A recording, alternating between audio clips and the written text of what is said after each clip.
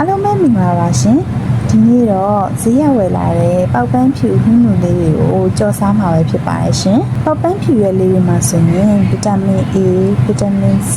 အန်တီအောက်ဆီဒန့်နဲ့သတ္တုတက်လေးတွေပါဝင်တာမို့ကျန်းမာရေးနဲ့လည်းညီညွတ်တယ်နော်အရင်ဆုံးပေါက်ပန်းဖြူလေးတွေကိုအညာချွေပြီးတော့ရေစီးထားလိုက်ပါမယ်အနက်လေးမွေးသွားအောင်လို့စီချက်တက်ထားတဲ့စီလေးရဲ့ကြက်ခုံဖြူလေးရဲ့ကိုအရင်ဆုံးကြော်လိုက်ပါမယ်ရှင်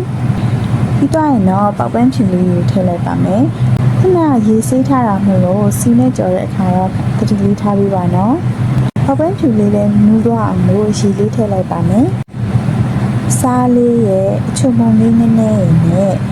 ကြာညွန့်လေးလည်းထည့်လိုက်ပါအောင်မယ်အနံလေးပုံမွေးသွားအောင်လို့ဖြူစီလေးထည့်လိုက်ပါမယ်ရှင်ပြီးတော့ရင်တော့မြုပ်သီးလေးရဲ့